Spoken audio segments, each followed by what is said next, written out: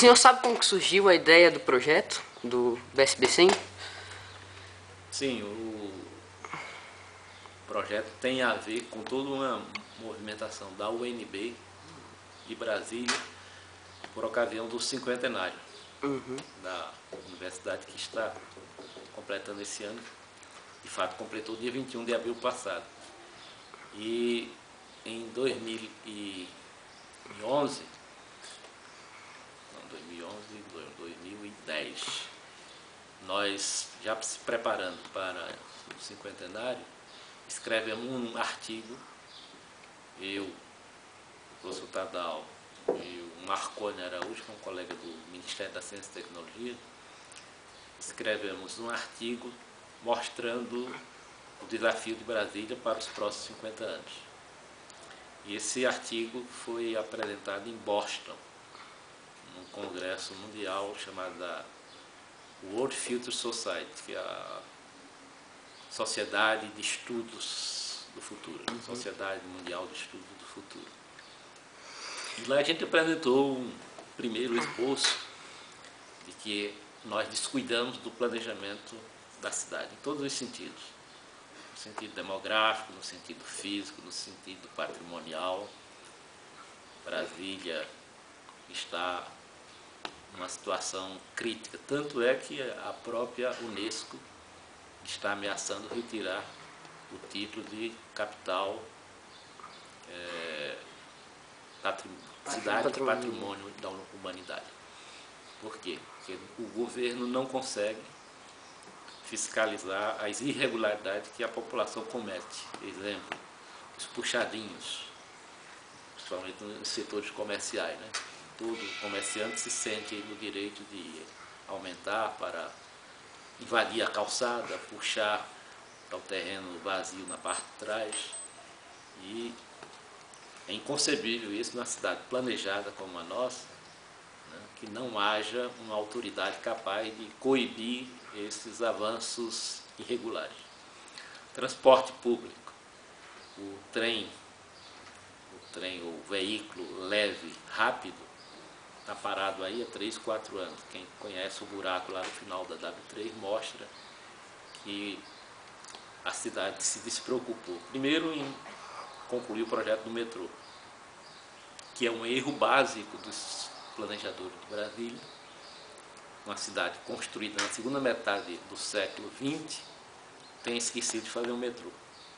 É só depois da cidade construída que se pensou no metrô. Uma cidade que não precisa fazer nenhuma indenização de terrenos, coisa que São Paulo, Rio, Recife, para fazer um metrô tem de pagar muita indenização, porque tem de atravessar terrenos privados. Aqui todos os terrenos eram públicos. Nem assim, eu me lembro, esse metrô você não era nascido, começou em 1989. Estamos com uma malha de metrô absolutamente inexpressiva, né? Não liga nada a quase nada. Então descuidamos do transporte público e principalmente o uso da terra, né? As invasões, os bairros piratas, né? As formas de grilhagem dos terrenos. Então nesse aspecto aí a Brasília realmente regrediu em relação aos seus primórdios, quando surgiu para ser uma cidade minimamente organizada.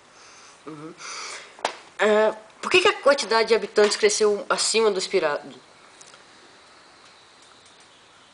Olha, por 2 motivos. A Brasília era um polo de atração econômica, portanto, aqui era uma cidade de oportunidades. Quando Brasília foi fundada, um analfabeto, sem nenhuma titulação, ele conseguia ter 3 salários mínimos aqui na época da construção. Claro, hoje isso é outra realidade. Hoje, se você não tiver o mínimo 2º grau, você não consegue um emprego de lixeiro.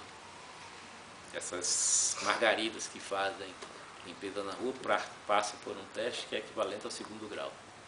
Então, tem esse aspecto, a oportunidade de trabalho e salários diferenciados em relação às outras regiões. E segundo, que existiam muitos terrenos públicos devolutos. Você com pouco de paciência, você podia se candidatar a ter um lote e, em cima desse lote, construir uma casa. Então, esses dois atrativos, emprego e possível habitação, trazia muita gente. E como a migração se faz de população jovens, normalmente não é o velho nem a criança, são jovens que estão em idade produtiva. E essas pessoas têm uma alta taxa de reprodução. Então, enquanto o Brasil está passando por uma queda demográfica grande, 1,8, Brasília consegue segurar uma taxa de crescimento das mais altas do Brasil. Brasília e algumas cidades aqui do Centro-Oeste. Então, essa atratividade econômica, a juventude que está se casando, está se reproduzindo, faz com que Brasília passe por uma explosão demográfica ainda hoje, diferentemente do cenário brasileiro como um todo. Logo, a expectativa para os próximos anos é crescer ainda mais, né? Vai continuar crescendo. Já que estamos aí na faixa de mais de 3 milhões de habitantes, né? E quando se fala em Brasília, não se pode pensar só no plano piloto. É a região do entorno, que essa tem mais taxa de crescimento, mais alta taxa de crescimento demográfico do que a região interna da Brasília. Nós temos uma pressão demográfica que vem de dentro e fora para dentro, representada pelo entorno, principalmente essas cidades da fronteira com o estado de Goiás.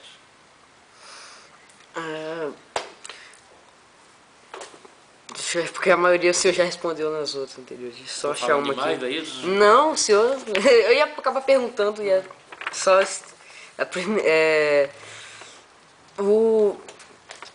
Por que nenhuma. Essa já foi perguntada.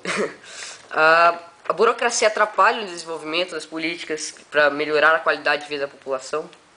A burocracia? De que forma ela atrapalha? Claro, eu acho que nós temos um problema de gestão muito sério, né? O governo do Distrito Federal não é um bom exemplo de um bom gestor, independente de quem esteja lá no governo. O problema não é do atual, isso vem se acumulando. Nós brasileiros temos uma vocação muito grande para a burocracia. Ainda ontem no jornal Correio Brasileiro fala dos países com maior índice de burocracia. O Brasil está em primeiro lugar. Então, o que acontece com o Brasil se repete com muita força aqui em Brasília. A burocracia é necessária e indispensável, mas quanto mais discreta, quanto mais enxuta, quanto menor, mais ela tende a ser efetiva e eficiente. E não esse gigantismo que se apresenta tanto no Brasil quanto em Brasília. Então, no caso, a burocracia, que deveria ser um meio beneficiário, indispensável da boa gestão, faz exatamente o contrário. E como que o crescimento da população do Distrito Federal pode afetar a economia e o acesso ao emprego positivo e negativamente? O Brasil está vivendo um período razoavelmente pacífico em termos de emprego. A taxa de desemprego está muito baixa, desde que se tem essas estatísticas, por 5,7 aproximadamente. Isso, na linguagem dos economistas, é quase uma situação de pleno emprego. O economista trabalha com indicadores muito flexíveis. É difícil você dizer que um desemprego de 5,7 é uma situação de pleno emprego, mas é como os economistas veem. Enquanto Brasília consegue ter índices que chegam perto de 20% na faixa etária que está procurando emprego, a população economicamente ativa.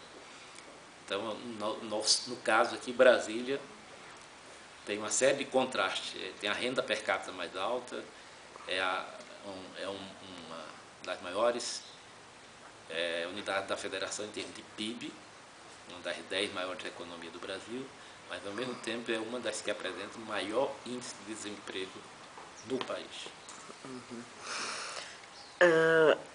As verbas destinadas ao desenvolvimento do Distrito Federal são bem distribuídas ou falta investimento em algumas áreas?